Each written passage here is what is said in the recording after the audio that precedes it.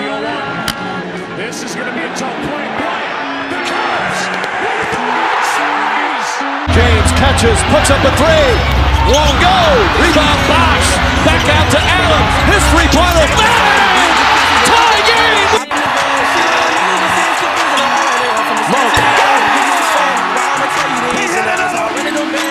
Back today, so I got time to be tripping or writing no love song. Yeah, writing no love song. We all experience love loss. Yeah.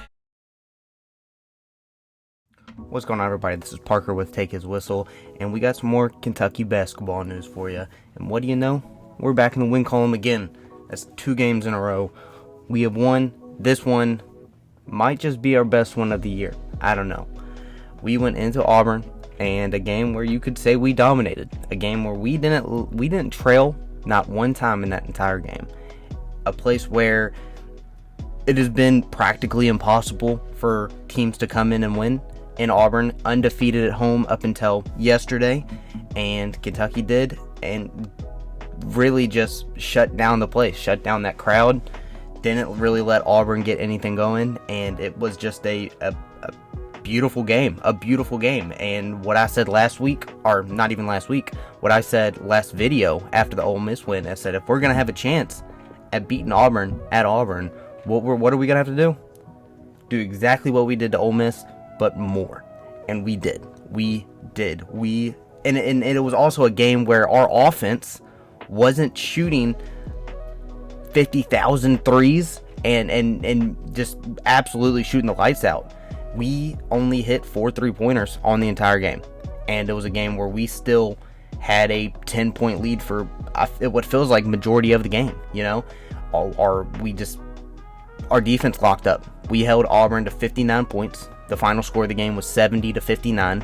We held Auburn, who just put up 100 points against South Carolina, which I know they lost yesterday. South Carolina is on a 2-game losing streak, but South Carolina looked like the best team in the SEC up until last week. Or, well, I guess going into this week. And Auburn just put up 100 points against them. They were probably on cloud 9, thinking that they're the best team in the SEC. Saying that they're a blue blood, whatever that means. If you really think that Auburn's a blue blood, then you need help. Auburn's not a blue blood, and don't disrespect the real blue blood, the greatest blue blood, Kentucky. And we did that. We held Auburn to only 39% from the field. We held them to only 18% from three-pointer. They shot 4 of 22 from 3. I mean, now, granted, Auburn had some wide open looks throughout this game. I will say that. It wasn't like every single shot they took was a tightly contested three-pointer or a mid-ranger or a layup. There were some open shots that they just missed. I don't know what got into Auburn. They were not ready to play. And Bruce Pearl even said, you're letting this team out-physical you. This team is way more physical than you are. Kentucky. This is the same Kentucky team that let South Carolina beat them by 20, right?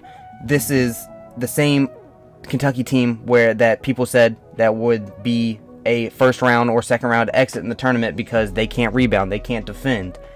We just hit Auburn in the mouth at their own place at the end of the day. That's really what yesterday was. It was a massacre, and there was a lot of people upset. There was a lot of Auburn fans going home very upset. Hey, it's college basketball. It happens. Auburn, I think, they're a very good defensive team. They're a well-coached team. Bruce Pearl is always going to have those boys ready, and they tried at points. They gave good pressure to our ball handlers, and they went on a couple good runs, tried to get the crowd into it. But Kentucky answered every time Auburn stepped up. Kentucky answered. We hadn't answered. What was it that did it? In my opinion, the best player in the SEC, Antonio Reeves. He put up a season high 22 points, kind of just scoring wherever he wanted to, whether it was a three-pointer, whether it was a mid-range, at the rim, free throw, whatever it may be, Antonio Reeves was getting it done. And then it was all around a very solid team effort. The Arrow had a good game, put up 14 points with 8 boards. And Rob got going in that, or late in that first half, and then he kind of didn't play as much in the second half. He did end up closing the game, but it was mainly due to foul trouble. Rob had a good game. Reed is becoming more of a playmaker. He had some very, very good plays, especially with that floppy action, as the commentators kept saying throughout the game, with Antonio Reeves. He was able to find the open man, whether it was Thiero coming off a screen, whether it was Reeves coming off a screen for a three-pointer or a turnaround jump shot. He found Ugo a couple times in the mid-paint, and Reed is just coming a better playmaker each and every game. Now, I think that another star of the show, which I know that he didn't play, I don't think, as dominant as he did versus Ole Miss, but Ugo, again, he played 36 minutes, the most out of any player on that court. Grabbed 11 boards, 7 points, and I think he had 3 blocks, maybe 4 blocks. I'm not 100% sure on the blocks. But Ugo, again, is becoming a fan favorite, a household name, putting his name on the watch list. Ugo is really just embracing that starting center spot, and I'm excited. I'm excited for him. I'm excited to see what he continues to do each and every game. I hope he brings the same energy. If I did, which there still are some negatives. This team is not perfect. It still has a lot of room to grow and improve, which you're dead wrong if you don't think you've seen improvement over the last 2 games, because we have. If I had to gripe, the one thing I would gripe about is our turnovers still got a little high. There were a couple of... Now, like I said, Auburn had some really good pressure on our ball handlers, but there were some just dumb turnovers that shouldn't happen. We did cut them back a little bit from the Ole Miss game. I think we had 15 against Ole Miss. We had 12 last night against Auburn. And but yeah, I think that's really just, if we can continue to cut back those turnovers, which we are not a high turnover team. It's not like this is something that has been going on all season long. Normally we're just we're a very low turnover team, especially for this young of a team. But the last 2 games it has been a little high. So just continue working on that. I think it's more or less just us trying to go a little too fast for ourselves, and that's what is causing these unforced turnovers. Our big men, besides Ugo, Bradshaw, it really stinks to see Bradshaw only play 3 minutes, because he's not contributing. He's getting bullied down low still, and he can be a decent offensive threat whenever he wants to be, but it's more or less a confidence thing. And to piggyback on that, the person that needs the most confidence is Big Z. This is because I keep seeing people say to play Big Z. And I get it. What he did against Georgia a few weeks back was unreal in his debut. And all season long, for majority of the season, we were like, free Big Z, free Big Z. Whenever we get Z in, the rest of the country's done for. I think Big Z, he only played a minute. And in that minute, he gave up a bucket, and I think he turned the ball over within a minute. He was petrified. And yeah, he was playing against one of the best big men in the country, probably the best big man in the SEC, in Broome. So I get it. It was not an easy task for him, but he just didn't look very good at the end of the day. He didn't look that good. Jordan Burks got some minutes, which I'm sure he's a fan favorite. I'm sure people like to see him. He didn't really do much, but definitely gave some minutes with Trey Mitchell out. Definitely gave some minutes for Ugo to kind of catch his breath, take some of the load off. But yeah, Jordan Brooks played that. But other than that, I think that if we can get Bradshaw a little bit more confidence, a little bit stronger, just more dominant overall, we'll be good to go. We'll be good to go with our big men, especially with the way Ugo's playing, if he continues to play the way he's playing. But all in all, Justin Edwards had a really good game. I know he had fouled out and he only put up 4 points, but overall, Justin Edwards had a really good game if you watched him play. next game is going to come on Wednesday. I know we've been playing some Tuesday games here recently, but we're playing on Wednesday, so we got 3 days off, basically. We are going down to Louisiana to play LSU, which LSU is coming off. Definitely, they're probably their biggest one of the year. They knocked off South Carolina, which is crazy. So, I mean, I'm sure they got some momentum behind them, and that place always gets rowdy against Kentucky. They always want to take down the Wildcats. Everybody does. Everybody wants to take down Kentucky. So any road game we go on is always popping. So just continue this momentum. Hopefully, we'll have Trey Mitchell back. It looked like it was a dislocated shoulder. He tore some tissue. So hopefully it's not too serious and we can get him back before next Saturday when we go on to play Alabama.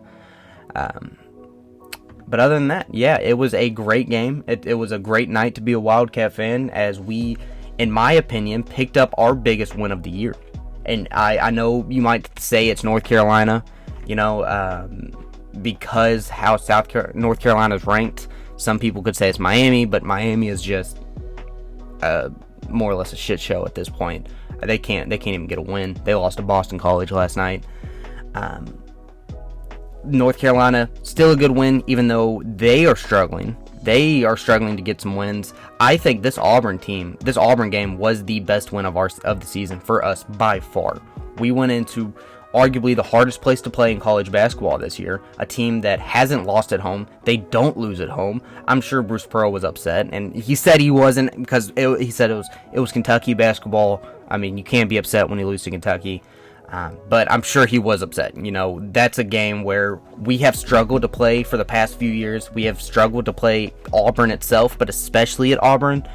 And we went in there and we had a great game. And I think that this was, by far, being a 8-point underdog, our most impressive win. Especially the past couple Saturdays, more or less, we've played some really good teams these past couple Saturdays and been favored. And then the one time that we are underdogs is the game where we absolutely just dominate. Our offense, without question, doesn't need help. We only put up 4 3-pointers this Saturday, and we still put up 70 points. You know what I mean? Like, our offense doesn't need help. It's our defense. It's been our defense this whole time. And I think these boys are seeing, when you hold a team to 59 points, or you hold a team to 63 points, good things tend to happen, because our offense doesn't need help. Most schools are going to be in awe to stop us from, if they hold us to under 70 points, to win for that team. And it's very hard to keep us from not scoring 70 points. So our offense doesn't need help. That's a given. Our defense has looked spectacular the past 2 games. Everybody is talking. Antonio Reeves said he couldn't even hear anything. He was just playing basketball. And if that's the case, if none of our boys could hear anything because how loud it was in that arena, and our defense was still that top notch, oh my gosh. But yeah, LSU this Wednesday, and then another big one right back at it against Alabama. I'm excited for it. I'm excited to see how they act at LSU, another road game that'll probably, in my opinion, will probably be pretty packed, probably pretty rowdy.